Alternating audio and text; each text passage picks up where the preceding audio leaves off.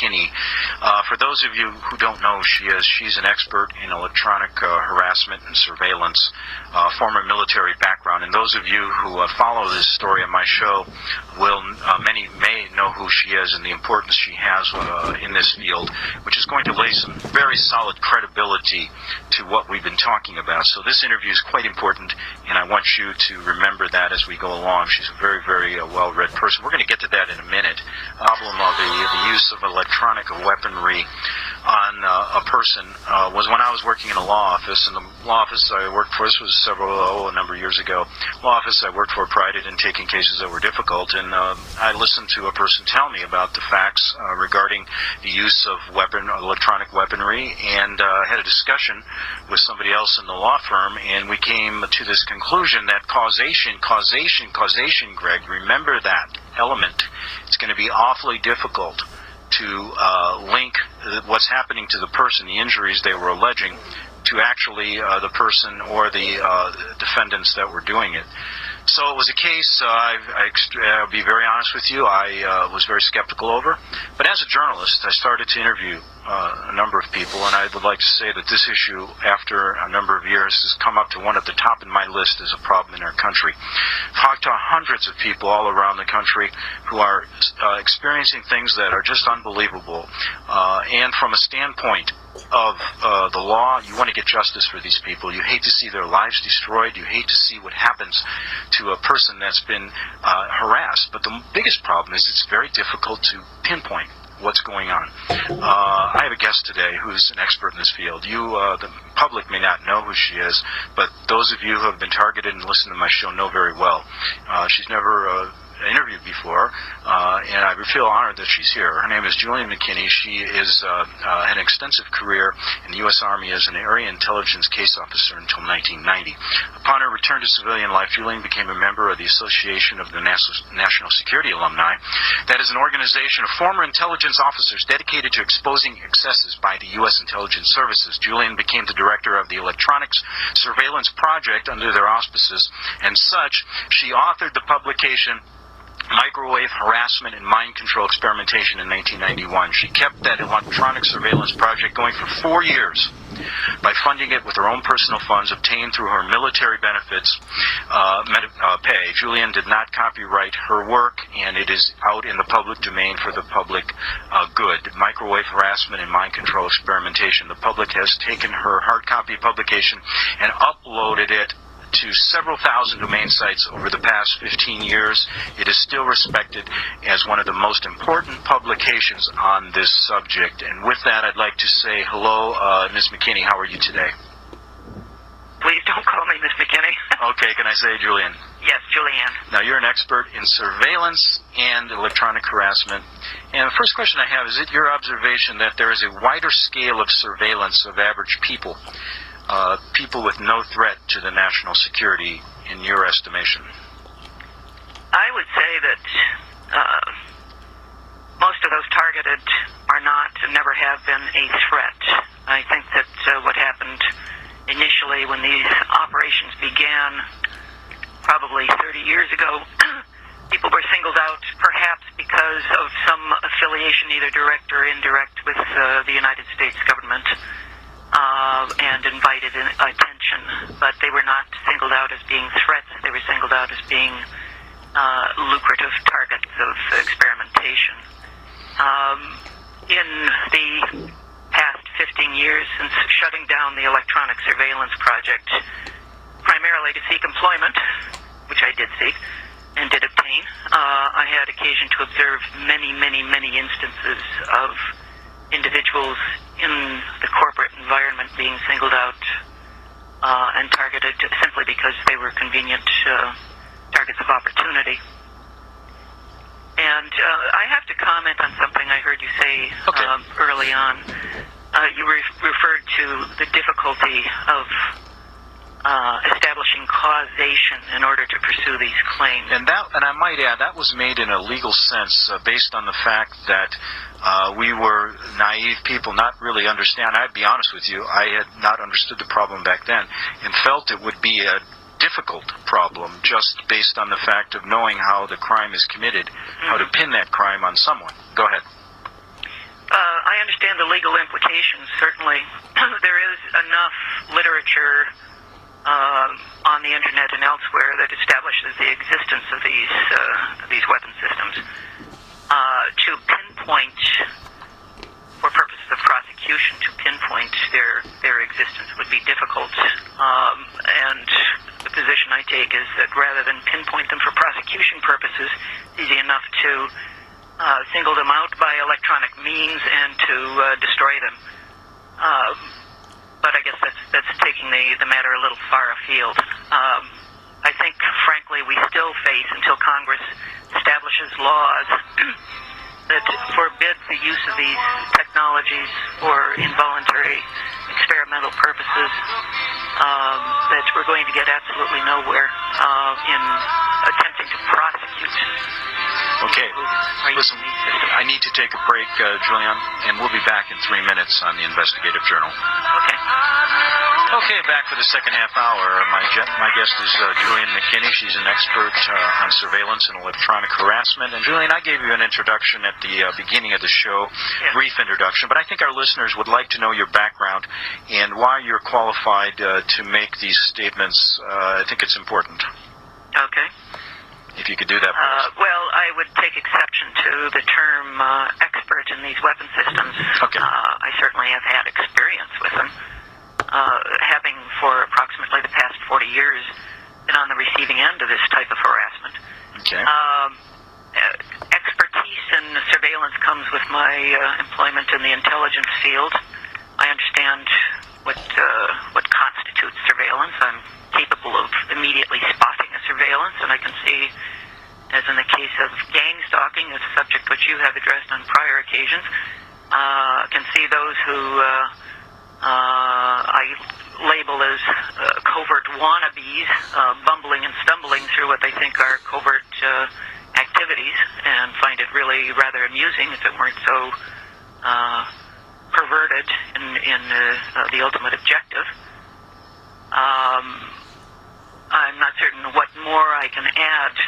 I do have experience with these weapon systems. I've had sufficient opportunity over these past many years to observe the progressive spread of these harassment operations, and I'm talking specifically about electronic weapon systems. Well, you've been a voice, a strong voice for warning people of these systems for at least the past 10 years regarding the installation of specialized electronic equipment on utilities. What are these electronics, and what are their capabilities? Their capabilities generally are to inflict pain in highly focused fashion, and to alter mental states. Certainly when you have a frequency aimed at your brain, your mental functions tend to alter. In amplified form, there's sufficient, the frequencies have the capacity to kill.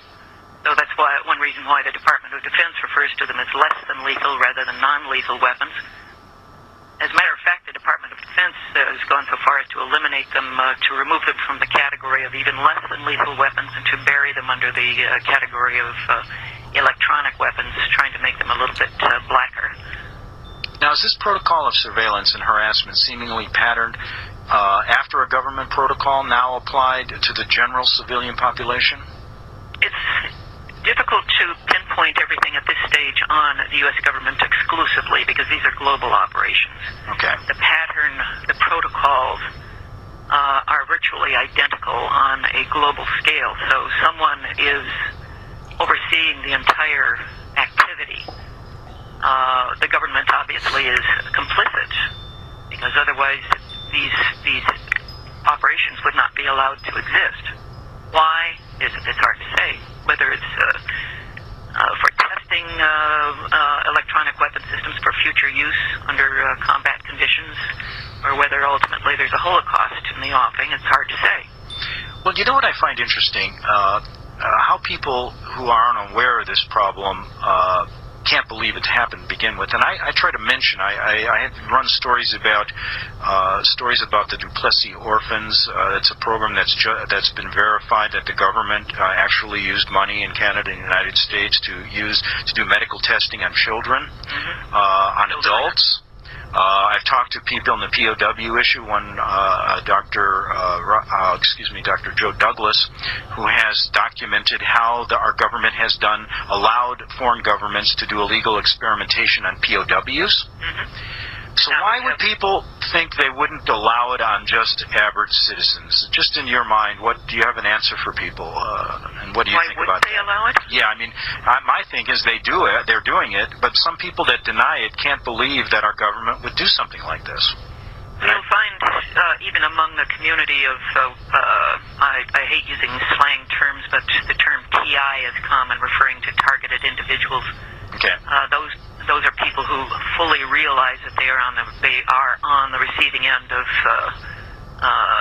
electronic weapons systems. But even amongst TIs, there is the perception in certain areas that our government would not do this. It's a case of not recognizing reality. First of all, if this were not being done by our government, Congress would step in because of the hundreds of complaints they have received, thousands of complaints, no doubt, over the past 10, 15 years from citizens who recognize what's going on. Congress, back in the early 90s, late 80s, took the position that anyone complaining about these systems were imagining things because they simply didn't exist. Within 2 years, by 1992, they were off the drawing boards and, in fact, being fielded and conveyed to law enforcement agencies. Congress recognizes that these weapons systems exist and funds them, and knows, as a result of appropriate briefings, what the bioeffects can be, yet they have passed no legislation prohibiting their use under unconstrained experimental circumstances. That's number one. Number two, given that these systems draw on existing power grids, it would be necessary for the FCC as a minimum and the Department of Energy as a minimum to have some oversight and control over what is going on. So obviously, with Congress, the FDA, and the Department of Energy, the FCC and the Department of Energy are knowledgeable and yet unwilling to do anything about it. So there is complicity, but the question is, whose bidding is the U.S. government allowing these operations to take place? Now, from your experience, how intense is this surveillance of targeted individuals? And tell us about the ways that this is accomplished. From what I have observed, first of all, I should explain that the standard, as I addressed this in microwave harassment and mind control experimentation, there was a pattern that was unfolding when I was dealing with other targeted individuals who had contacted me. There was a pattern of harassment which indicated that there had been some surveillance going on, some monitoring of their private lives. There had been entry into their houses. There was systematic harassment, and then ultimately, as part of a softening up process, and then ultimately electronic harassment would follow, which would include the inducement of auditory input, which is now being referred to as V2K. In answer to your question, I'm not certain if I think I'm probably missing the point there, but in order to target someone, it requires that that person be put under surveillance, so that their personality traits, their capacity to interrelate with people, their capacity for corruption or non-corruption, that seems to be a critical point, and even their religion factors into it.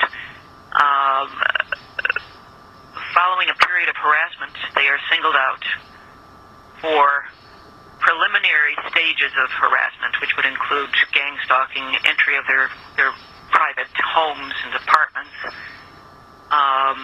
followed by gradually intensified and ultimately extremely intensified electronic harassment. This is a pattern that has unfolded over and over and over. You've been following this for years and years and years. Is there any way that you can give our listeners a kind of an idea of how widespread this problem is in terms of numbers in our country and compared to maybe overseas? Well, I would say that the persons who have realized what's going on are just a drop in the bucket. The persons whom I have seen being targeted are completely unaware of what's happening. So those who are complaining of this are, as I said, a tip of the iceberg. I would say this is probably very, very widespread. But I can't, under the circumstances, come up with any figures. Many thousands, no doubt, are involved. But I would say that the bulk of those are running to their doctors and taking totally unnecessary prescription drugs to cure ailments that, in fact, don't exist. I guess that you have to ask this question, even though it's very difficult to answer, and you mentioned, you said it earlier, but I really have to ask it because it's on my mind, and I know it's always in the back of everyone's mind when they think of this problem. Why?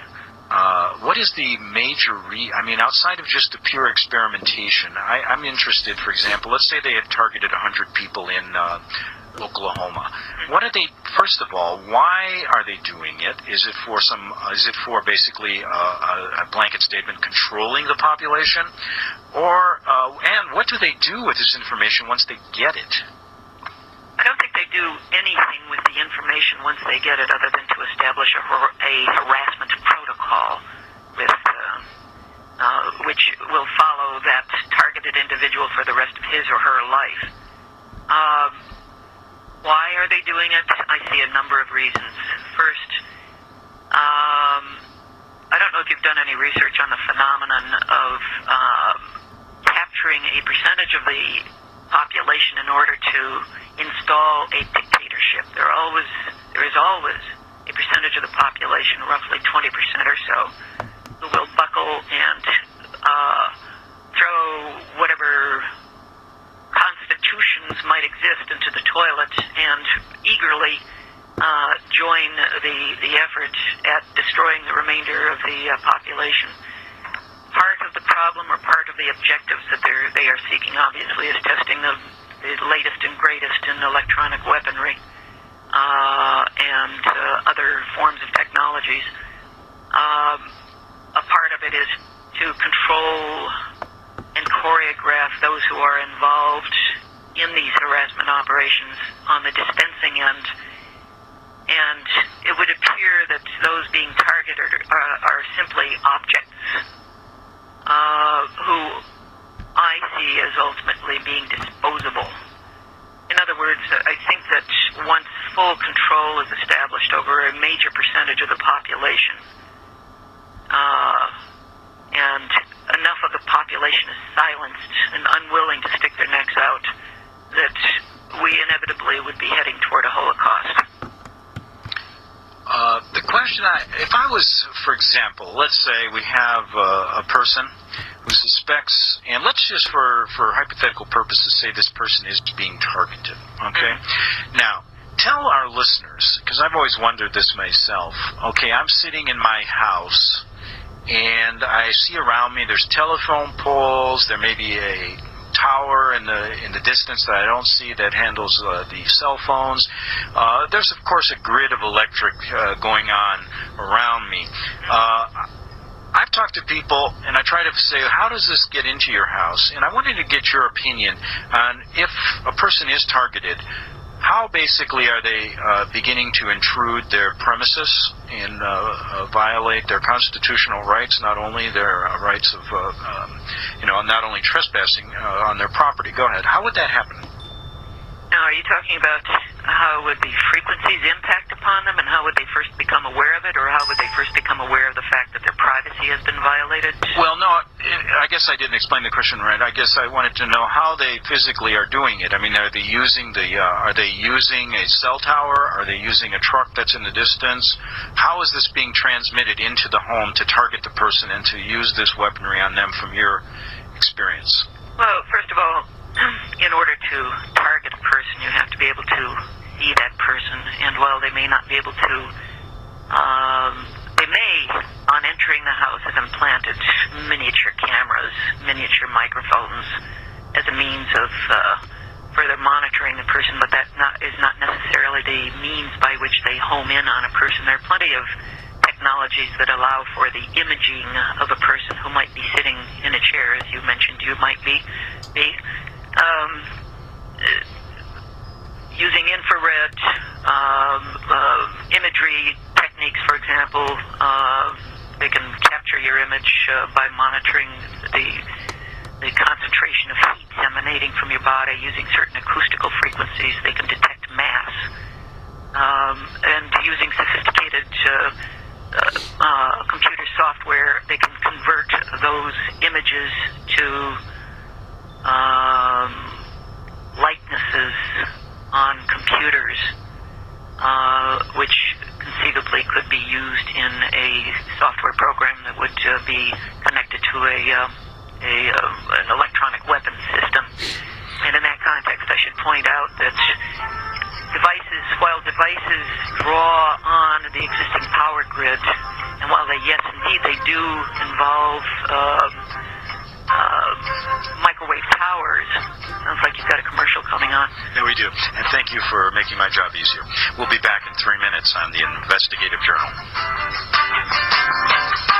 I've put this in the top 3 of my stories that I believe are important that the American people need to deal with. Because as Ms. McKinney, who is, I consider her an expert, she would only say she's an authority, but let me tell you, Julian, you are an expert in this. The reasons could be, like she said before we went into the break, and total testing of our population to see, basically, perhaps maybe there is a Holocaust in the future or a dictatorship in the future, and they want to see how people react to it. That may be a simplistic way to look at it, but not the simplistic way that Julian looked at it, but my way of explaining it. But let's get back to some of the things here in the last few minutes that are important. What can you tell us, Julian, about the use of microwave energy on citizens in terms of the existence of such a program and the nuts and bolts of what they do? Microwave energy is only one aspect of the entire electromagnetic frequency spectrum. Microwaves can be lethal depending upon how they're used. Obviously, in order to achieve appropriate effects on people, they have to be pulsed, because otherwise the individual would be cooked from the inside out. The objective of using microwaves, as opposed to other electromagnetic frequencies, would be to inflict extremes of pain, to cause thermal heating. That's a common complaint, which leaves a hot spot on the skull. And again, primarily just to inflict extremes of pain. I was just wondering, we kind of skipped over or didn't quite complete a preceding topic. Oh, go ahead. We were talking about use of the electrical grid throughout the country, the use of microwave towers, the use of devices affixed to poles that are connected to power lines. But what wasn't addressed, or what you haven't mentioned, is also that these weapon systems are used by neighbors surrounding persons who've been singled out as targets of opportunity. And these people... Are they solicited to do this, or what? That's something that that I've been pondering for quite some time. Again, what I've noticed is there seems to be a predominance of particular religions that makes it particularly easy for them to cooperate. Well, listen, let's talk about that after the break. I got a short break, and then I've got something to some business I have to take care of for 3 or 4 minutes, and then we'll get back for our second hour with Julian McKinney. We'll take some calls back in 2 minutes on the Investigative Journal by some of the TIs, and that's targeted individuals. That song rose to number 1 without any publicity on the internet, and that song called TI, we'll play that again, Dr. McKinney, I think hits the nail on the head. I mean, there's a lot of people out there suffering, and I know you're one person, an authority in this field, and for my guests who are just picking us up this hour, Julianne McKinney is a very highly regarded person in the field of electronic weaponry and surveillance in studying this issue. She's a former area intelligence case officer until 1990 in the Army, and her credentials can be found, will be found. You can go to rbnlive.com and go to my archives on the Investigative Journal and read about that, but she's well qualified. She's still with us this hour, and I keep calling you doctor, and you should be. I'm not a doctor, thank you. That's okay. Emeritus. Dr. Emeritus. That's funny. I have a doctorate in law. Nobody ever calls me that. I hate being called that, a doctor, but I'm interviewed on a Tehran radio or TV station once every blue moon, a couple months, and they refer to me as Dr. Samansky, and it's nice to hear once in a while. I'll be honest with you. Every 2 months is good enough. Otherwise, they just call me the jerk on the radio, which is better. But let's go from here. You're adding such credibility to this story, adding credibility in my mind as I speak, because I've talked to hundreds of these people. Was a doubting Thomas in the beginning. I must mention that. I did not think it existed, and that was years ago. I thought people were either insane or crazy or trying to get attention. But you know something? I will admit I was totally wrong with that initial, look at the situation, and have come around to fully believe in most of the people I talk to and really sympathize with their suffering as I see their lives being ripped apart. Are there any things you can do? We're going to get into a few more things here as far as the technical aspects of this, but what can targeted individuals do to get some peace in their life? I mean, that's one thing they're looking for. Is there anything they can do?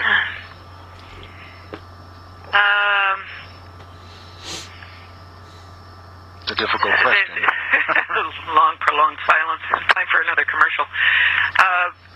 It's very difficult to advise targeted individuals on how to acquire peace. These frequencies can be blocked or deflected. All of these frequencies I have found, some may contest this, but I have found are vulnerable and are subject to deflection, and the pain can be ameliorated if not halted altogether. Finding peace by writing to members of Congress or to state legislators might not be the better alternative, because you will be treated as something worthy of the circular basket. Mm-hmm. They just won't intervene. Writing to the various agencies and calling and meeting with them serves no useful purpose either. Because they will say there are no laws prohibiting these types of activities. They can't say, for example, the FBI, and I was given this statement on a number of occasions, there are no laws prohibiting experimentation with these weapon systems. You're talking to the wrong people. So my advice would be to do what you can to secure your premises, because so long as your house is or apartment is being entered, you are susceptible to, in addition to being targeted by electronic weapons, there is the potential for having drugs surreptitiously put in your food. And I'm not not exaggerating there. I had a few targeted individuals that I talked to send me some questions they would like to ask you. And one was, are targeted individuals also broadcast around the country via closed-circuit TV? And what purposes does this serve? I'm fully in the dark on this question, but go ahead. Okay. I have seen evidence of a closed-circuit TV, and it seems to be some form of major source of entertainment and perhaps instruction for the individuals participating in this harassment. I don't know who runs it. I have seen aspects of it on a large screen TV across the street, on which I saw surveillance films of a TI being harassed, obviously, in an office environment, gang stalked.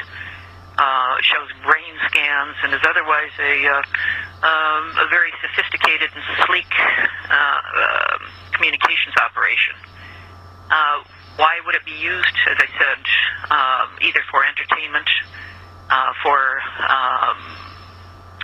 creating a sense of unity, for identifying persons, TIs, who are to be harassed on the street? I mean, obviously you can't harass someone if you don't know what that person looks like. So it's a means of communicating to the perpetrators, the perps, what a TI looks like.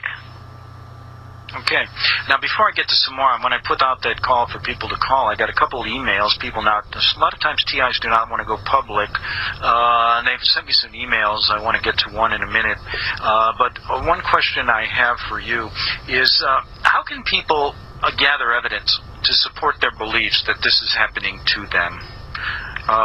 Many people will say, well, it's only a lack of sleep. I mean, you have a sleep disorder. Perhaps there's a problem with your joints. I don't know. It could be anything that the answers are when you suspect you're being targeted. But what kind of evidence do you tell people to gather to support their beliefs that this is actually happening to them? Well, when you're gathering evidence, obviously you have an objective in mind, and that generally is legal. And what do you want to do with that evidence? There's really nothing you can do with it. But so in the absence of that, the main thing is to try to protect yourself and to alleviate the pain that you're experiencing. Collecting the evidence, if you were to go to, frankly, I strongly recommend that you keep your faculties together and avoid going to see psychiatrists and psychologists, because the pattern that is evolving is that they are highly complicit in these operations. And if you go to a medical doctor, you do not talk about because medical doctors many are also involved. So basically, what you do when you see a doctor is that you define your symptoms and get a very clear statement. Well, we can't figure this out. Well, that's a clear indication that it is not endogenous. It's not part of your system. It's not coming from within you. Then obviously something is happening from outside. If they prescribe drugs and yet can't find the etiology, the basis for your disease, don't take those drugs. Now, earlier we were talking about the fact that they may, who's ever doing this, and you've delineated, you've led a good course into what, you're tracking these people. But what I was getting at was, we never got to the point where if, you mentioned something about a religious group that may be targeted. Well, and what did you mean by that?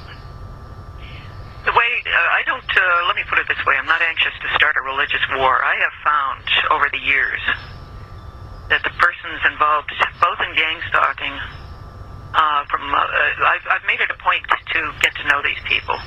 I've had to, necessarily. I'm not the type to... You're talking about the perpetrators or the targets? Perpetrators. Okay. As well as I've been drawing distinctions.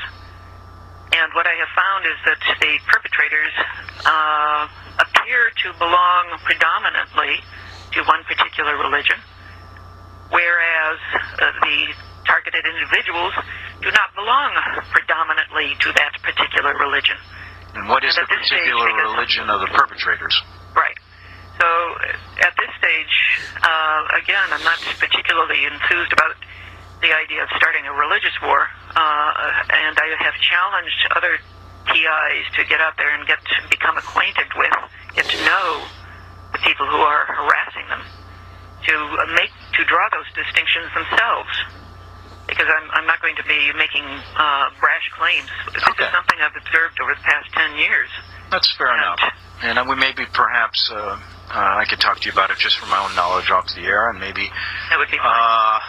I'll keep your name out of it at that point and let people know what the targeted group may be and what the other group may be.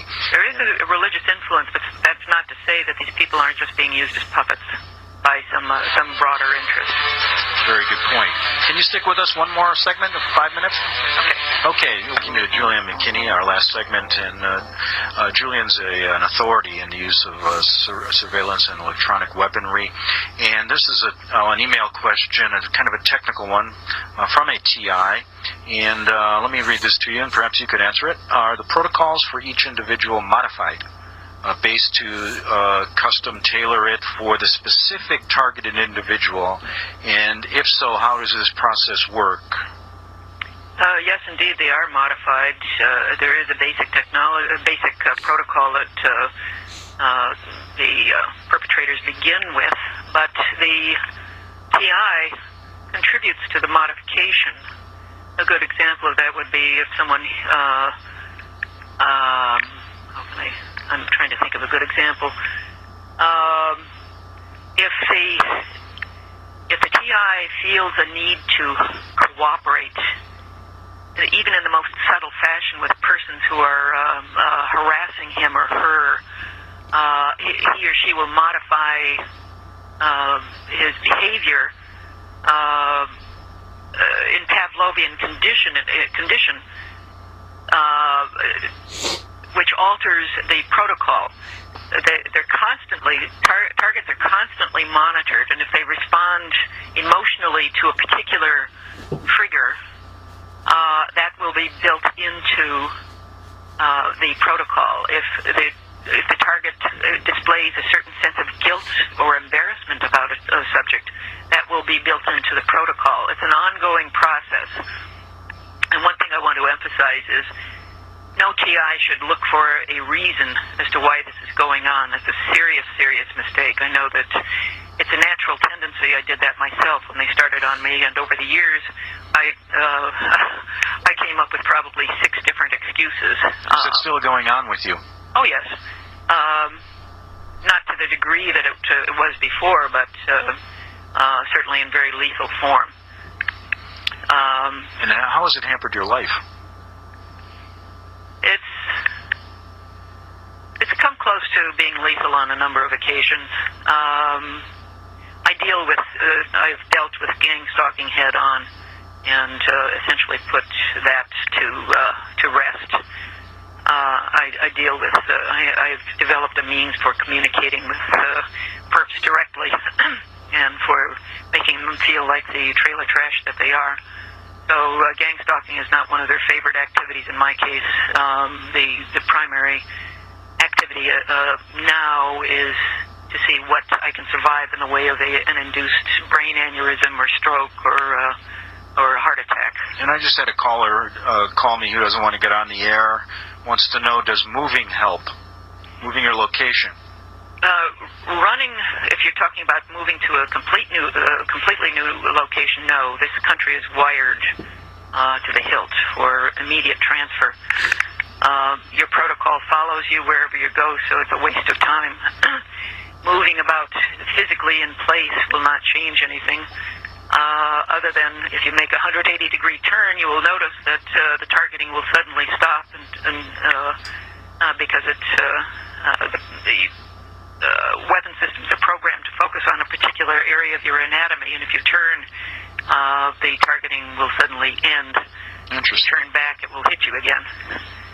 Now, going full circle in the last 2 minutes here, In 1991, you published Microwave Harassment and Mind Control Experimentation. This has been passed around the internet and over thousands of domain sites over the past 15 years.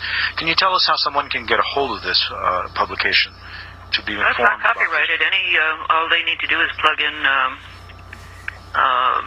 my last name, McKinney, and type in the title Microwave Harassment and Mind Control Experimentation, and innumerable sites will appear, and just read it from there. Gives you a good insight as to what the pattern is when the harassment begins. Now, let me just spell your name so people are going to do that. It's McKinney, That's McKinney, right. And then it's McKinney. Microwave Harassment and Mind Control Experimentation from Right. an authority in the field. I guess since 1981, have you seen, I guess a question I wanted to ask, from 2001, have you seen any, from the time of 9/11, has there been an increase in the last 4 or 5 years with this type of, that you've seen, with the number of people contacting you, the widespread, has it been more widespread during this time since 9/11? Not since 9/11. When I would say back in the early 90s, I've seen a tremendous expansion of these activities since the early 1990s, and it has moved forward in consistent fashion, become ever more sophisticated and ever more widespread. There was no sudden burst or flurry of activity since 9/11. And you have no help whatsoever with the political arena in this, correct? The politicians will not touch this with a 10-foot pole? That's right. And even those who purport to be liberally inclined, and I'm speaking about members of the Democratic Party, will not touch it because, quote unquote, and they know what's going on. They simply don't have the funds to be able to pursue it. All sorts of humma excuses will be furnished for not pursuing something like this. And before you close, and I hear the music in the background. Well, you can stay another minute if you want. Okay. It's up to you. Why don't you come back for 2 minutes on the other side of the break, and then we'll finish up, okay? Okay. Okay, back with Julian McKinney in 3 minutes on the Investigative Journal. Say something at the break. Oh, I did. I want to thank you very, very much for taking on this subject. There are so few people in the media. As a matter of fact, you're the only one I know of who has the guts to address it. And it really doesn't, and I just in defense of every media person, I don't think it's guts in a sense. Maybe it is. I don't consider myself having guts in this issue. I consider it to be an issue that you need to take time to understand it, and that's what I would recommend to the people in the media that haven't touched this issue. If it isn't being downright censored by someone above you, then at least take the time to talk. I'll spend time talking to you about it because it took me a little while to figure it out, and I'll tell you what, it's people like you that need to be applauded, because it's your efforts that are bringing this to the forefront. You're laying the credibility on the line. But I thank you anyway for your kind words. And with that, I wanted to say goodbye to you, and we're going to have to move on, and we'll have you on again to talk about this, and thank you so much. And thank you very much. Okay, that was Julian McKinney, and she was as an authority on the use of electronic weaponry, microwave weaponry, and she was with us for the last hour and a half, and we're going to continue. We are anonymous. We are legion. We do not forgive, we do not forget. Expect us.